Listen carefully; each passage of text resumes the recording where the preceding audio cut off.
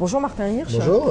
Vous êtes ancien président d'Emmaüs, vous êtes Oui. ancien haut-commissaire aux solidarités actives, vous êtes aussi président de l'agence du service civique. Et si vous êtes aujourd'hui à 50 ans en Yvelines, c'est à l'occasion des journées RSE, responsabilité sociétale des entreprises. Qu'est-ce que vous avez eu envie de dire aux entreprises? Il y a un mot que vous avez dit lors de la conférence, vous avez dit en France, ça ne bouge pas assez vite.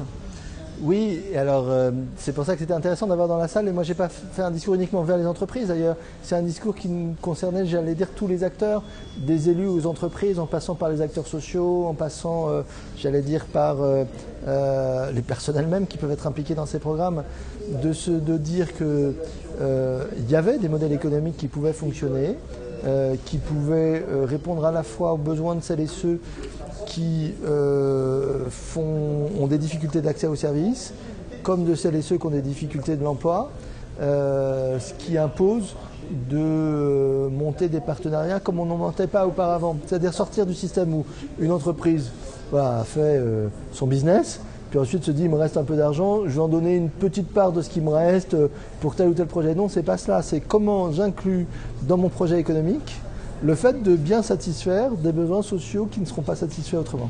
En cette période de crise, est-ce que vous avez l'impression que les sociétés en font plus? Ou alors justement, du coup, elles restreignent un peu leur budget et elles se tournent moins vers tout ce qui est des notions de solidarité citoyenne? Alors justement, effectivement, quand on voit sur les systèmes classiques qui sont uniquement de mécénat ou de dons, je pense que les entreprises n'en font pas plus. Mais du coup, on vient les voir, et ce que j'ai évoqué tout à l'heure, c'est un modèle dans lequel ça ne leur coûte pas. C'est pas leur dire donnez-nous quelque chose. C'est juste organisez-vous pour avoir, on dit un business model, un modèle économique qui vous permet de satisfaire des besoins sociaux sans vous couper un bras ou un doigt de pied ou un orteil. Voilà. Donc il y a effectivement un intérêt des entreprises pour ce genre de projet. L'intérêt, c'est quoi? C'est un bien-être des salariés? L'intérêt, oui. Au sein de l'entreprise. L'intérêt, ça peut être d'abord de ne pas se couper de sa population. Si vous voulez, quand une grande partie de la population est à quelques euros près, elle se coupe d'un certain nombre d'opérateurs, d'entreprises, etc., qui ne sont plus accessibles, qui ne sont plus dans le même monde. Donc ça, c'est quand même un petit problème. La deuxième chose, c'est effectivement une implication des salariés sur des projets qui les réconcilient. Les gens ne sont pas mauvais, donc qu'est-ce qu'ils veulent? Ils veulent avoir à la fois l'esprit d'initiative et puis en même temps essayer de faire le bien. Voilà. Donc ils n'ont pas envie d'un côté de faire quelque chose où ils satisfont leur esprit d'initiative et puis éventuellement le soir ils vont aller faire le bien en donnant la soupe populaire. Donc ça réconcilie, voilà. Ça lutte contre la schizophrénie de chaque individu et la schizophrénie des organismes. Vous dites que ça ne coûte rien malgré tout, moi je pense que ça coûte quand même du temps. On voit ici c'est surtout des grandes entreprises qui viennent exposer leurs projets de RSE. Est-ce que vous avez l'impression justement que ça concerne plutôt les grands groupes et pas forcément les TPE ou les PME? Parce que ça prend du temps, parce que ça prend un engagement, parce qu'il faut des hommes derrière aussi pour mettre ça en place. Oui, alors la question ne se pose pas exactement dans les mêmes termes. Ce que vous répondra le directeur d'une TPE, c'est de la responsabilité sociétale. J'en fais 24 heures par jour.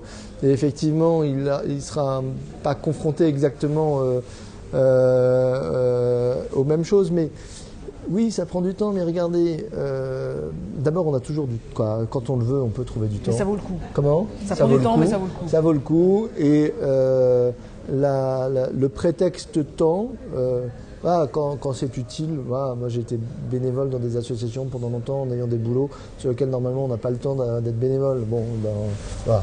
On prend le temps et ça vaut le coup. Dans un article du Monde, vous avez dit l'économie sociale ne peut pas être un gadget. Aujourd'hui, dans le gouvernement Ayrault, il y a un ministre de l'économie sociale et solidaire, Benoît Hamon. Vous dites que c'est une bonne chose?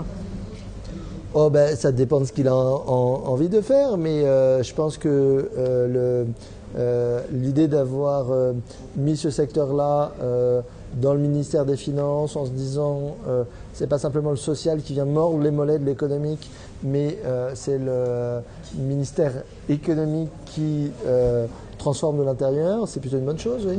Une dernière question concernant la jeunesse. Vous avez parlé de colère aussi par rapport au fait qu'on ne fait peut-être pas assez pour les jeunes et notamment les entreprises. Vous êtes président actuellement de l'agence du service civique, donc vous pouvez organiser la vie des jeunes entre 16 et 25 ans en leur proposant justement de rendre service. Il faut que les entreprises fassent plus pour les jeunes. Elles ne peuvent pas donner des injonctions paradoxales. Elles ne peuvent pas dire à la fois les jeunes n'ont pas les bonnes formations et les bonnes qualifications pour être employables, et à la fois je suis malthusien pour les prendre en alternance, par exemple. Voilà, il faut choisir le discours. Et moi, je recommande de prendre le discours qui consiste à dire oui, dans notre responsabilité, c'est à la fois de dénoncer un système de formation qui serait cloisonné et hors de l'entreprise. Elles l'ont dit, elles ont même obtenu que les entreprises viennent à l'école.